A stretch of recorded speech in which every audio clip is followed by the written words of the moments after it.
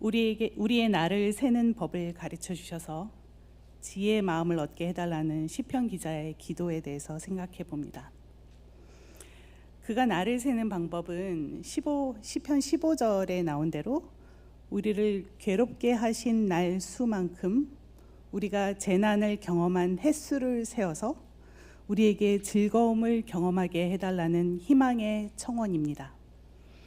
이런 기도의 지혜는 제가 목회 상담사인데요. 목회 상담사의 입장에서 보면 참 은혜로운 지혜입니다.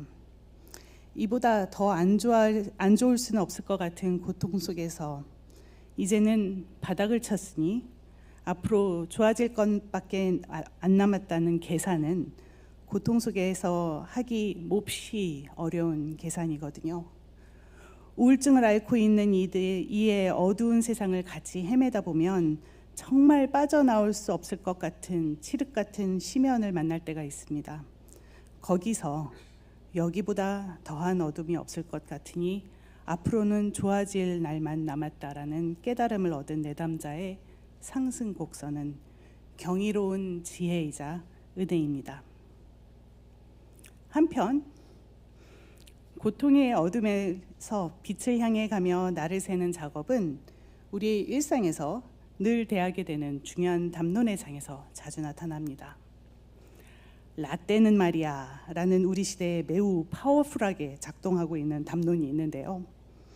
여기서 날을 새는 작업은 아주 활발하게 일어납니다.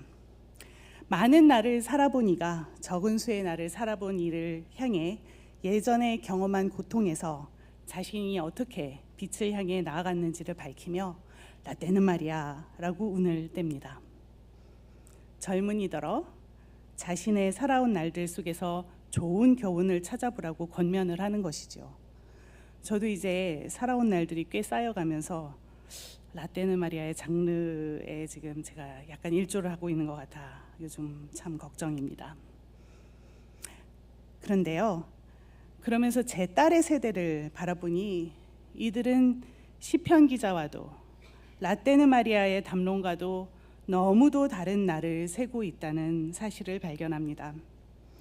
세상이 붕괴될 날이 얼마 남지 않아서 대학 안 가겠다는 제 딸내미의 타임라인에서는 살아갈 날을 세는 것이 매우 치열한 작업이더라고요. 딸이 앞으로 살 날짜를 세고 있으니 어미인 저도 날을 셀 수밖에 없더라고요.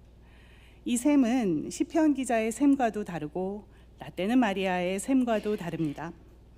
고통과 어려움에서 밝음과 발전을 향한 숫자 세기가 아니라 비교적 정상적인 상태에서 점점 더 급격하게 어두워지고 어려워지는 파괴와 붕괴를 향해 가는 날짜를 세는 작업이거든요. 이렇게 방향이 다른 날짜 세기를 해보며 시편 기자가 드리는 기도를 드려봅니다. 우리에게 우리의 날 세는 법을 가르쳐 주셔서 지혜의 마음을 얻게 하소서. 바로 이렇게 날을 세다 보면 우리는 왜 변하지 않느냐는 답답한 질문이 몰려옵니다. 아무리 급박하다고 앞으로 오는 재앙과 붕괴를 현실적으로 묘사를 하고 실험을 하고 영화를 만들고 이래도 인간의 변화는 극히 느리고 답답합니다. 우리는 왜 변하지 않을까라는 질문도 날짜를 세어보면 어느 정도 설명이 됩니다. 여러분, 앞으로 1년밖에 더 살 수 없다면 여러분은 그 1년 동안 뭘 하시면서 사시겠습니까? 사실 제가 이 질문을 정말 여러 군데서 던져봤는데요. 은퇴하신 분들은 주로 사시던 대로 사시겠다고 하시더라고요. 그런데 젊은 친구들의 답은 좀 결이 다릅니다. 우선은 하고 있던 일을 때려치고 정말 하고 싶었던 것들을 해보겠다고 합니다. 여행이기도 하고 사랑하는 사람과 시간을 보내는 것이기도 하고 여러 가지 것들이 있는데요. 근데 5년이 남았다고 하면 이야기가 달라지더라고요. 5년을 마냥 여행만 하고 싶은 취미생활을 하고 이러면서 지내기에는 시간이 약간 애매해집니다. 그래서 이 시나리오에서는 하던 일을 다 쳐내버리지는 않고 어느 정도 하면서 무언가 의미 있게 지낼 생각을 하게 됩니다. 근데 10년, 15년, 30년으로 시간을 늘려보면 사실 사람들이 당장 할 선택은 사라지고 현재 살고 있던 삶과 별로 달라지는 것 없이 지낼 것이라는 대답이 나옵니다. 당장의 죽음과 당장의 긴급한 재난 상황에서는 우리는 과격한 변화를 강행할 수 있는데요. 재난이 일정 시간을 두고 미뤄지면 한없이 행동이 느려지는 현상을 인간 행동에서 여기저기 발견하게 됩니다. 이걸 학자들은 리전 베타 패러독스라고 부릅니다. 이 그림은 목표 지점이 얼마나 멀어야 사람들이 걸어서 가지 않고 자전거를 타고 가나 하는 것을 실험한 결과를 그려놓은 표인데요. 묘하게 사람들은 1마일이 넘어가는 지점이 목표 지점이 되어야지 그때부터 자전거로 갈 선택을 하게 된다고 합니다. 걸어서 1마일을 가려면 20분이 걸리니 자전거를 타고 10분 안에 도착하는 것이 시간을 훨씬 더 잘 쓰는 것일 수 있습니다. 그럼에도 자전거가 효율성이 이렇게 좋은데도 불구하고 걷는 것이 그다지 나쁘지 않아서 20분까지는 효율성이 떨어지더라도 사람들이 그 비효율성을 그냥 버텨내는 것이죠. 베타 구역은 바로 그 20분간을 나타내는 구역입니다. 20분이라는 시간 안에 가장 효율적으로 갈 수 있는 방법이 있는데도 그 20분을 사람들은 훨씬 느린 방법을 선택하는 아주 묘하게 시간을 비합리적으로 사용하는 구간이지요. 우리는 현재 이 지극히 역설적인 베타 구역을 살아내고 있어서 살아갈 날들이 가져야 할 긴박함을 합리적으로 살아내고 있지 못할지도 모르겠습니다. 문제는 이 패러독스 속에서 살아가면서 우리는 기후위기의 긴박함에 대해서 끊임없이 이야기를 듣고 있다는 것입니다. IPCC 기후변화에 관한 정부 간의 협의체가 이야기하고 있는 섭씨 3도가 올라간다는 지점은 단순히 우리가 열대지방에 살게 된다는 이야기가 아니고 생태계가 무너져 우리의 모든 식량이 더 이상 생산되지 않고 우리의 경제체제가 무너지고 정치체제가 무너져서 더 이상 인간이 살아남을 수 있는 상황이 아니어서 멸종을 하게 된다는 지점입니다. 의학은 우리가 100세 시대를 살고 있다고 하지만 오늘 태어나는 아이는 70년 후에 모든 것이 붕괴될 때 고통 속에서 죽어야 한다는 이야기인데 우리는 기후위기에 대한 이야기를 꺼낼 때마다 이런 암울한 시나리오를 반복합니다. 그런데요, 지금 제가 이렇게 어마무시한 이야기를 드렸잖아요. 근데 이 소리 너무 많이 들으셔가지고 아무 느낌도 없지 않으신가요? 너무 낯익어서 무감각하게 듣는 이 이야기들은 그래서 무의식 같은 암울함이 되어 먹구름처럼 우리 사회를 들이우고 있습니다. 학생들과 대화를 해보면 이 먹구름을 인식하고 지내는 학생들도 있고요. 전혀 인식하지 않고 코앞에 닥친 문제들에 집중하고 사는 친구들도 있습니다. 그러나 상담의 일선에서 몇십 년 동안 활동해 오신 목회 상담가이자 목회 신학자인 브루스 로저스 번이라는 교수는 이런 이야기를 합니다. 예전에 몇십 년 전에 상담하러 오던 이들은 자기가 뭐가 힘든지를 정확하게 알고 있었다고 합니다. 직장 안에서 인간관계가 됐든 가족 간에 있었던 고통이 됐던 아픔의 근원이 확실했던 것이죠. 그러나 요즘 상담을 찾는 이들의 우울의 근원은 허공에 떠돌고 있는 것 같다고 내담자들은 이 고통이 딱히 어디서 연유한지를 말 못한다고 합니다. 자신의 세대에서 세상이 끝난다는 이야기를 들으면서 사는 이들은 그들이 인지 못하는 먹구름과 싸우고 있는 것입니다. 자신이 낳은 자식이 살 수 있는 제대로 된 세상을 상상하지 못하는데 정부는 그들에게 아이를 낳으라고 하고 윗세대는 라떼는 말이야라고 무게 있는 조언을 합니다. 이런 먹구름을 어떤 이는 생태 불안감이라고 하고요. 어떤 이들은 기후 트라우마라고도 부릅니다. 무엇이 되었던 간에 이 먹구름은 베타 구역의 시간을 보내고 있는 세대가 머리에 이고 가고 있는 고통이고 지극히 미래지향적인 아픔입니다. 나름 리전 베타 패러닥스를 벗어나서 어떻게든 합리적으로 남은 날을 세워보려고 하던 중 아주 이기적인 결론을 하나 가정해 본 적이 있었습니다. 2차 세계대전 중에 유럽의 많은 지식인들이 내렸던 결론과도 같고 그들이 실제로 실행에 많이 옮기기도 했었는데요. 사회가 극심한 혼란에 빠졌을 때 차라리 나라는 존재를 제거해 놓는 것이 내 딸에게, 주변인들에게 도움이 되지 않을까라는 생각이었습니다. 딸내미한테 이런 생각을 해봤다는 이야기를 했더니 이 녀석이 그러더라고요. 지극히 합리적인 생각이고 자기도 하고 있고 자기의 친구들도 함께 나누는 생각이라고요. 딱히 이런 생각이 우울에 기인한 것도 아니고요. 그저 합리적인 계산을 하다 보니 도달했던 결론이라는 것이지요. 그런데 여기까지 생각이 미치고 나니 그런 혼동 속에서 목회 상담사가 제 분야니까요. 할 수 있는 일들이 많겠다는 생각을 하기 시작했습니다. 수많은 갈등과 폭력과 혼동이 가득한 이 역사의 어느 순간에 위기에 관한 훈련을 받은 사람들이 할 수 있는 일들이 있겠다라는 생각을 하게 되었습니다.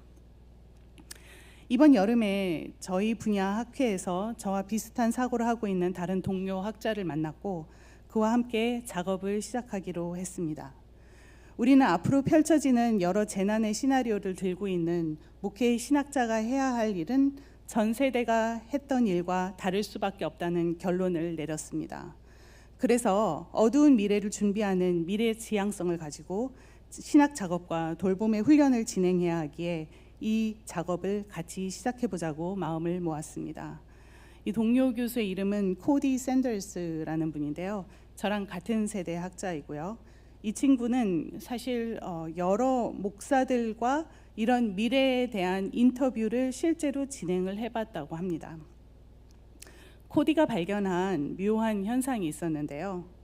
목사들이 미래에 대해서 생각할 땐 줄어드는 교인 수, 교회 재정의 어려움 등 코앞에 보이는 자신들의 목회 현실 밖을 내다보지 못하더라는 것이었습니다. 코디 교수가 목회 상담을 가르치는 매우 유능한 친구라서요. 정말 여러 모양으로 기후위기, 경제, 정치 체제 붕괴 등 이런 이야기들을 갖다가 구체적으로 우리 사회가 접하게 될 위기에 대해서 생각해 보라고 정말 여러 방법으로 아마 질문을 아주 설득력 있게 했었던 것 같아요.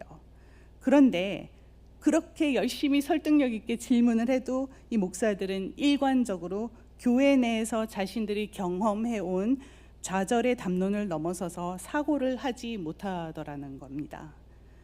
우리는 위기가 온다고 말해왔지만 그 위기 속에서 어떻게 살아볼지를 생각하는 것을 꺼려합니다.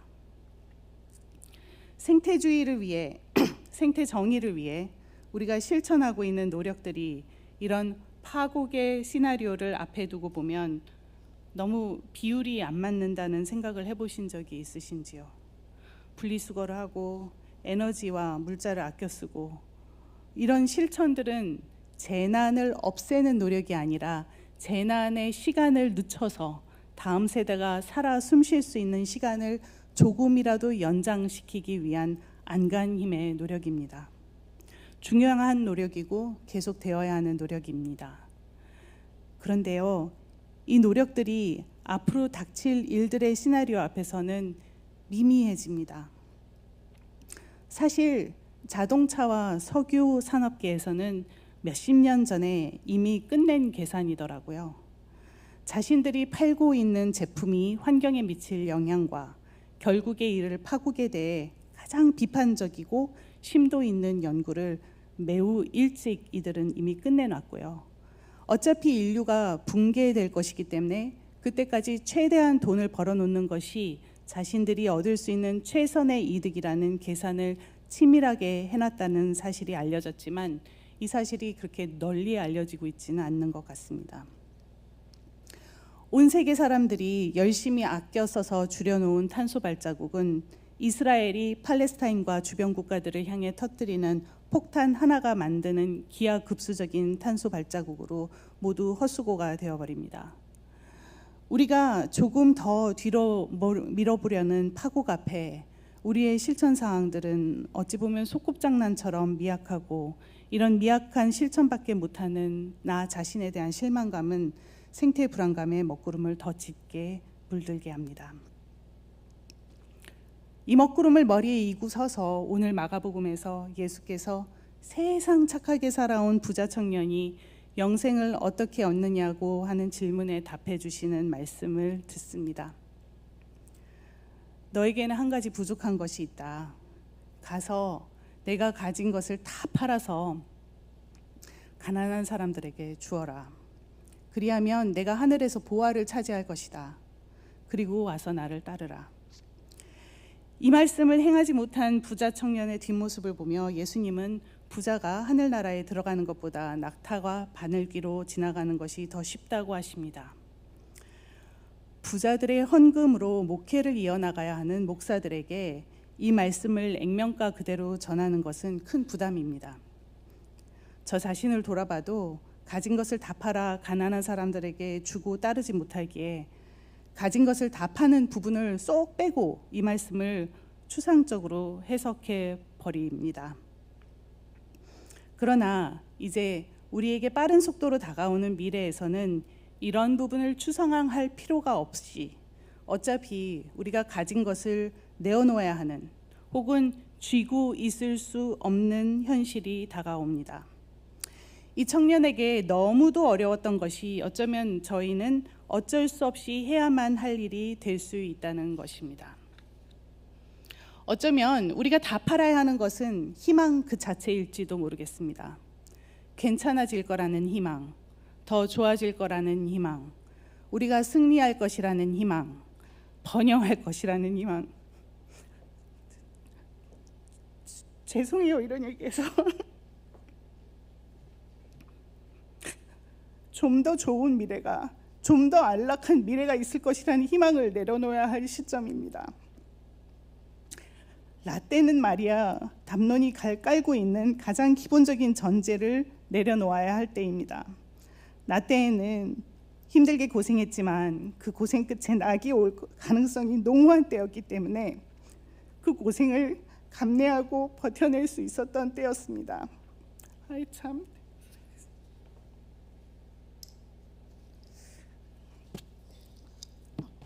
제가 이 설교하기가 싫었나 봐요. 그래가지고 어저께 드라마를 너무 많이 봤어요.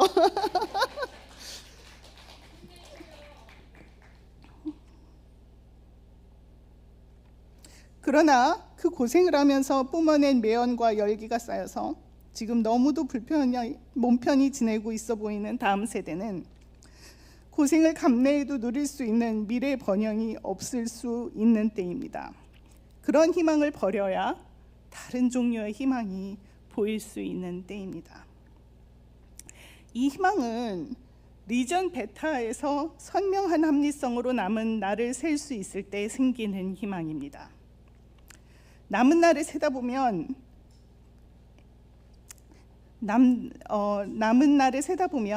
남들의 모습을 직면하고 그 날들의 성격에 맞는 작전과 전략을 짜는 이들이 모습을 드러냅니다. 더 좋아진다는 거짓된 희망을 놓고 있는 계산이 아니라 앞으로 닥칠 인간 사회의 붕괴의 모습 속에서 해야 할 일들을 찾는 이들이 보입니다. 붕괴학, 영어로는 컬랩살러지라고 부르는 분야가 형성되어서 기후 붕괴, 생태계 붕괴, 식량 체제 붕괴, 정치 체제 붕괴, 경제 체제 붕괴 등 여러 붕괴의 시나리오가 연착륙하도록 하려면 무엇을 해야 하는지를 연구하는 이들이 있습니다. 붕괴의 과정에 적극적으로 관여하며 사고하고 전략을 형성하는 것은 붕괴의 시점을 지연시키는 것과는 매우 질이 다른 작업을 요구합니다. 붕괴 안에서 일어나는 재앙을 연구하고 여러 아이디어를 모으는 작업은 붕괴를 지연시키는 노력보다 훨씬 더 적극적으로 우리의 자유의지와 행동을 요구합니다. 이런 사고를 펼쳐나가는 이들은 부서질 때 함께 부서지자, 트러블이 있는 곳에 머무르자고 초대합니다. 저는 이들의 연구와 대화하다 보니 비로소 이 시대에 내가 할 수 있는 일이 있다는 희망이 보입니다. 즉 발전의 희망의 반대편에 서 있는 붕괴를 받아들이고 나니 오히려 우리가 제대로 같이 할 수 있는 일들이 있다는 소망이 생깁니다. 이런 희망을 감히 가슴에 품어놓고 예수님을 바라봅니다. 반복해서 하나님의 나라에 들어가는 것이 참으로 어렵다고 하시는 예수님께서 오늘 이 자리에서 말씀하신다면 이 붕괴 뒤에 오는 하나님의 나라에 대해 말씀해 주시지 않으실까요? 저번 주 우리의 성만찬 식탁에는 버섯과 곰팡이가 올라와 있었습니다. 우리의 밥상에는 참 여러 종류의 버섯들이 올라오곤 하는데요. 사실 우리나라가 다른 나라들보다 버섯에서는 정말 뛰어난 것 같습니다. 혹시 여러분은 두리안이 가지고 있는 10가지 맛의 조화를 알고 되면 계속 먹을 수 없다는 얘기를 들어보신 적이 있는지요? 두리안처럼 5만 가지 맛을 가지고 있다는 자연송이라는 버섯이 있더라고요. 혹시 드셔보신 적이 있으신지요? 제가 이게 한번 먹어보고 싶다 해가지고 열심히 찾아봤더니 1kg에 한 50만 원 안팎 하더라고요. 그래서 전 포기했습니다. 자연송이를 중심으로 인간과 세계가 어떻게 형성되는지를 연구한 문화인류학자 애나 찡 교수는 Mushroom at the End of the World, 세상의 끝에서 피어나는 버섯이라는 책에서 사람들이 숲을 베어서 파괴한 폐허에서 자라나는 자연송이가 만들어내는 땅 밑의 세계와 땅 위의 세계를 탐색합니다. 생산자와 1차, 2차, 3차 소비자로 이해하는 먹이 피라미드에서는 버섯과 곰팡이가 하는 일이 잔글씨로 쓰여진 각주처럼 이해되고 있지만 현 생태계를 연구하는 이들은 버섯과 곰팡이의 역할의 중요성을 역설합니다. 지구상의 생명체들의 질량 중 모든 동물들의 질량을 다 합친 질량보다 값보다 큰 질량을 가지고 있는 버섯과 곰팡이는 긴밀한 네트워크로 연결되어 우리 세상을 지탱해 왔습니다. 그들은 광합성과 뿌리의 흡수작용으로 충족하지 못하는 영양을 식물들에게 계속 제공해 왔고요. 숲의 생명을 살려내는데 중추적인 역할을 합니다. 사실 곰팡이와 버섯이 없으면 숲이라는 것 자체가 존재하지도 못합니다.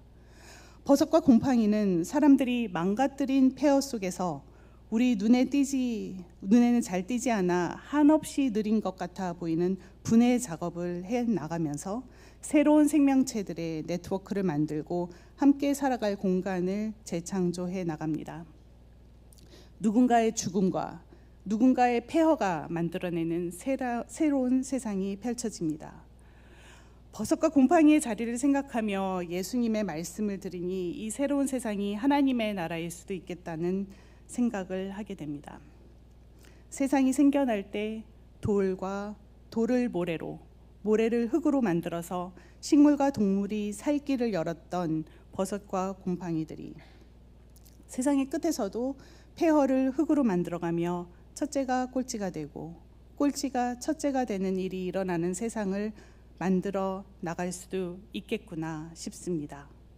그리고 버섯과 곰팡이가 창조하는 세상에서는 이 일이 반드시 일어날 수밖에 없겠다는 생각을 해봅니다. 저는 아무리 봐도 하늘나라로 들어가는 바늘구멍이 여기에 있는 것 같습니다. 제 생각에 그래도 제가 여지껏 준비해온 설교를 우리 향림 교우들께서 꽤 좋아해 주셨던 것 같은데 이번 설교를 준비하면서는 자신이 하나도 없었습니다. 이제 저보고 아무도 설교해달라고 부탁하지 않으실 것 같다는 체념과 이 얘기는 어디 가서 꼭 해야 한다는 소명감 사이에서 헤매다가 이런 설교는 하려면 향림교회에서밖에 못한다라는 결론에 도달해서 가지고 왔습니다. 우리 교회가 지향하고 있는 생태적 전환은 예전에 푸르르고 너그럽게 풍성했던 지구의 모습을 회복하는 것이 아니라 인간의 희망과 무관한 타임라인을 가지고 진행되는 폐허의 헌장에 연착륙하기 위한 지혜를 도모하는 일이 되어야 한다고 생각합니다. 다가오는 붕괴에 이르는 날을 세워나가면서 폐허에 도달하는 과정을 연구하고 붕괴 후 썩어가는 것들의 영양분 속에서 새로운 생명이 움틀 수 있는 자리를 준비하는 것이 이 시대가 해내야 할 생태적 전환입니다. 향림교회는 다른 교회가 감당하지 못한 시대가 주는 숙제들을 기꺼이 감당해 왔습니다. 전 아무리 생각해도 다음 숙제는 이런 생태적 전환일 것 같은데 저와 함께 고민해 주시길 부탁드립니다. 이래야 많은 걸 가진 부자인 우리가 바늘구멍을 통과하지 싶습니다. 잠시 침묵하겠습니다.